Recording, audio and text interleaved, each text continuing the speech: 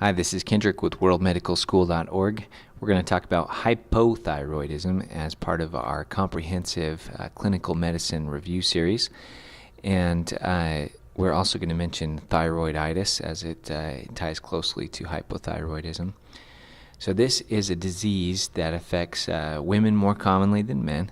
Women like Oprah Winfrey here, who is not looking like your classic hypothyroid patient here. She's looking pretty trim, and as we'll talk in a minute, that is not one of the major signs of hypothyroidism. But it's low thyroid hormone, and that's the basic gist of hypothyroidism. Is you're not making enough thyroid hormone, and this could be caused by either primary hypothyroidism, meaning that something is happening in the gland where you're not making the thyroid hormone, or secondary hypothyroidism, where you have something before the gland that is not allowing you to make thyroid hormone. For example, the most common worldwide cause of hypothyroidism would be iodine deficiency. And in developed countries, that is not a problem. So the major cause of hypothyroidism in developed countries is Hashimoto's thyroiditis. And Hashimoto's thyroiditis is an autoimmune disease caused by antibodies to thyroid peroxidase as well as other thyroid proteins. And so that causes destruction of the thyroid gland. There's other types of thyroiditis like subacute granulomatous, radiation-induced, autoimmune, which we just mentioned, postpartum, drug-induced, and hepatitis C causes kind of an autoimmune effect too.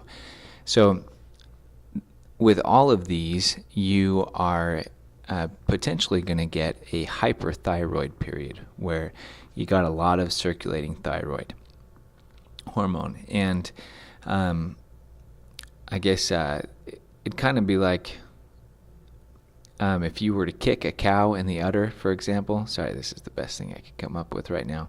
If you kicked a cow in the udder really hard, you'd get a bunch of milk out right away. But then the udder would probably not produce milk well after that. Sorry, that's the best analogy I could think of. So in that case, you get a bunch of thyroid hormone circulating, and then after that, you get hypothyroid. So we talked about hyperthyroid in the last video, so if you have questions about that, you can look it up. But the presentation of hypothyroidism is mostly the opposite of hyperthyroidism. So because thyroid hormone speeds up metabolism and in most cases encourages growth, you get cold intolerance because you have a slower metabolism, you're not making as much heat. You get constipation because you get a slower gut. You get weight gain, bradycardia, fatigue. Everything here is slow. Muscle and joint pain. You get dry, brittle fingernails, dry skin, brittle fingernails. You get depression, hypotonia, so the muscles are weaker. Females get infertility and amenorrhea. Again, this is more commonly in females anyway. And then hyperprolactinemia, which could contribute to the infertility and can also cause galactorrhea. So those are the major early signs. Later on, you could get a goiter. You could get hoarseness, slow speech, which may be associated with the size of the goiter. You can get dry, puffy skin, especially in the face. When it gets really bad, and we'll talk about something called myxedema coma here in a second, but as it gets towards myxedema coma, you get impaired cognition, sometimes psychosis. You get hair loss, increased need for sleep, deafness, enlarged tongue.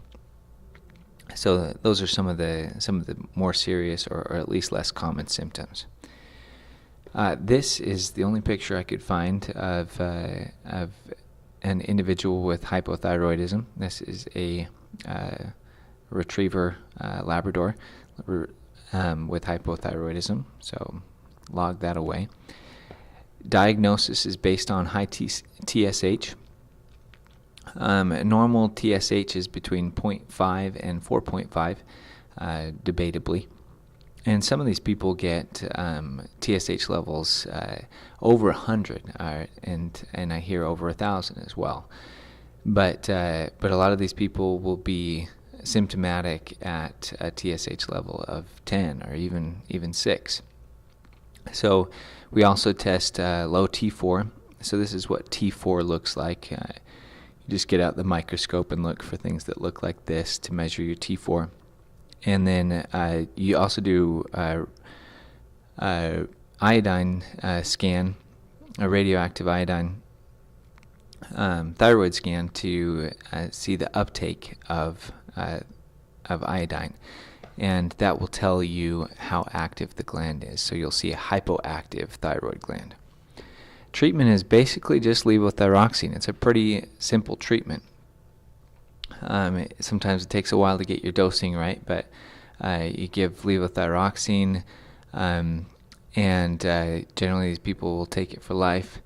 In subacute thyroiditis, which we didn't talk too much about, but subacute thyroiditis is often painful, and it will go away in most cases without treatment, but you can give NSAIDs and steroids to help calm it down and decrease the symptoms. Myxedema coma, as I mentioned before, is just severe hypothyroidism. You get decreased mental status, you get hypothermia. 30 to 60% of these people die. Treatment is IV levothyroxine and IV hydrocortisone if they have adrenal insufficiency. There's also congenital hypothyroidism that you need to watch out for. Worldwide, this is usually caused by iodine deficiency, but in developed countries, it may be caused by more congenital or genetic defects. For example, I believe that DeGeorge syndrome is associated with congenital hypothyroid. Treatment is levothyroxine again. And if I understand this right, and correct me if I'm wrong, but the mother's thyroid hormone will make up for the baby's lack of thyroid hormone, providing she's making enough. And so treatment is only necessary after birth. So please correct me if that's not right. But if you don't treat it, then this can develop to cretinism, which is an old term that basically just refers to the mental retardation caused by hypothyroidism in babies. So this baby on the right here is jaundice, which is one of the things that you'll see with hypothyroid, so you might want to keep that on your radar. So thank you for the pictures that we used here, for our Labrador Retriever, for a picture of Oprah, and for the baby. And if you want to get involved in the project, go to worldmedicalschool.org/volunteer. Also, your comments are very helpful in making these videos better, and please share it with your friends. Thanks.